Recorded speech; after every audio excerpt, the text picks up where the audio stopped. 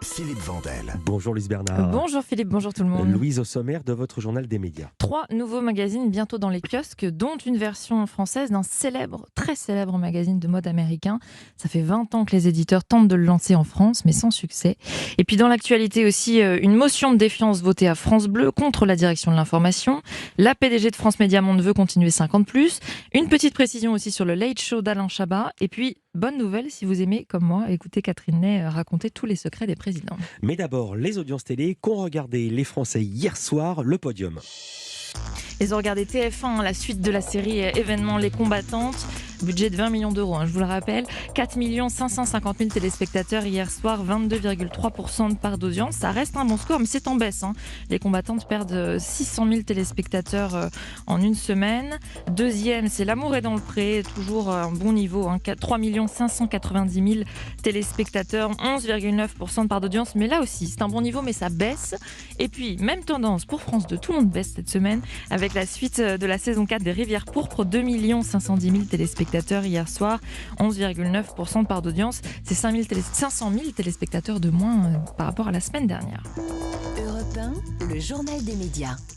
Journal des médias qui débute avec cette info. Prisma Media va lancer 3 nouveaux magazines. Oui, c'est le groupe de presse qui comprend déjà de nombreux magazines, Gala, Capital, Géo, Voici, Femme Actuelle, etc. Sa présidente Claire Léost vient d'en annoncer 3 supplémentaires dans une interview au Figaro. Alors un sur la jeunesse, un autre sur le développement personnel et un troisième qui n'est pas tout à fait une création mais plutôt une adaptation, la version française de Harper's Bazaar. C'est un magazine américain, une institution dans le monde de la mode fondée en 1867, c'est-à-dire il y a 155 ans. Incroyable. Il est déjà édité dans plus d'une trentaine de pays. Alors pourquoi arrive-t-il seulement en mars 2023 en France ? Eh bien, j'ai fait un petit tour dans les archives de la presse. Et j'ai pu constater que ce n'est pas en fait la première tentative de lancement, il y en a déjà eu plusieurs. En 2001, le groupe Marie-Claire était déjà sur le projet, mais l'éditeur américain Hearst exigeait qu'il y ait 700 pages de publicité dans 10 numéros. Impossible pour le marché français, avait estimé la direction de Marie-Claire. Ça fait 70 pages par numéro, c'est intenable pour nous. C'est énorme. Rideau, donc, pour le projet. 12 ans plus tard, en 2013, rebelote. Le groupe Marie-Claire réessaye. Le lancement est annoncé en grande pompe dans un communiqué de presse. Une rédaction est formée, travaille activement sur le magazine. Mais là aussi, le projet tombe à l'eau. La presse révèle que la rédactrice en chef et son équipe ont été licenciées. Libération explique qu'un numéro 0 a pourtant bien été présenté à l'éditeur américain, mais qu'il n'a pas plu. Trop niche. Le DG de Marie-Claire de l'époque, Arnaud de Contadès, se justifie. Les Américains ont considéré que ce qui leur a été présenté était trop éloigné de la marque Harper's Bazaar. Faux, rétorque la rédactrice en chef de l'époque, Alexandra Sénès. Selon elle, c'était un magazine de mode ouvert avec de la culture qui offrait d'autres points de vue. On ne faisait pas un magazine de niche, mais on ne faisait pas non plus un magazine de shopping. L'aventure s'arrête donc là pour le groupe Marie-Claire.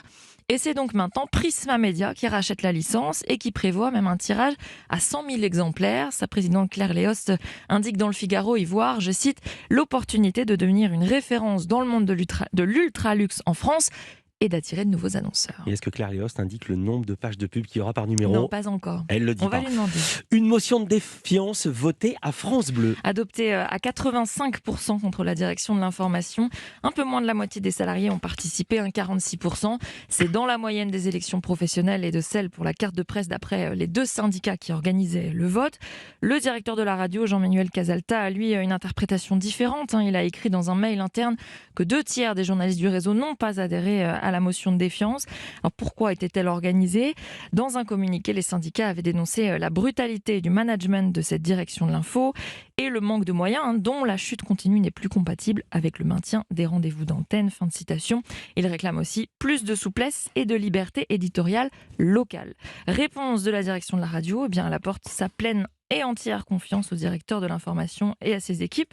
Elle écrit qu'ils vont poursuivre et accentuer l'effort vigoureux, déterminé et attentif qu'ils ont engagé depuis de nombreux mois pour répondre, c'est une citation, répondre aux tensions qui peuvent se faire jour entre nos attentes éditoriales légitimes et nos contraintes d'organisation et de moyens. Marie-Christine Saragosse brigue un 3e mandat à la tête de France Média Monde. France Média Monde qui regroupe France 24, RFI et Monte Carlo Doualiya, c'est une radio en langue arabe. Sa PDG depuis 10 ans, Marie-Christine Saragosse, souhaite le rester pour 5 ans de plus et elle avance ses arguments dans un mail interne révélé par l'AFP, notamment celui de la stabilité pour le groupe dans une période d'incertitude due à la suppression de la redevance et aux discussions qui ressurgissent sur la réforme des structures de l'audiovisuel public. Voilà ce qu'elle écrit. Elle fait allusion à une possible fusion. Qui lui fera face ? Eh bien, la liste des candidates et candidats sera rendue publique dans un mois tout pile. Les auditions auront lieu dans la foulée mi-novembre et la nomination officielle par l'Arcom sera au plus tard le 23 janvier. Quelques précisions sur le Late Show annoncé, présenté par Alain Chabat. Ce sera une salve d'une dizaine d'émissions diffusées pendant la Coupe du Monde. C'est ce qu'avance C-Médiatique sur France 5. Alain Chabat a annoncé le lancement de ce nouveau rendez-vous il y a quelques jours dans une vidéo parodiant le prince Charles, en précisant seulement l'horaire, 23h.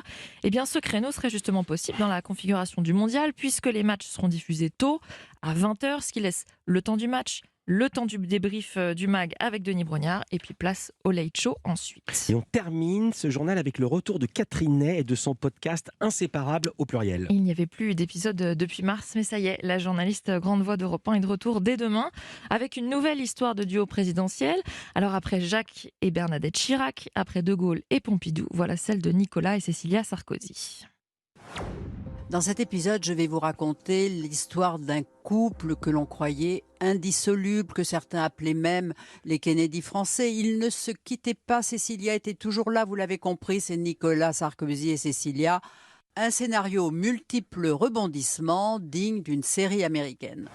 Et Catherine Ney raconte en 2 épisodes la petite histoire qui raconte la grande, tel est le principe de ce podcast, à retrouver donc sur toutes les plateformes de podcast demain, podcast Europe 1 Studio.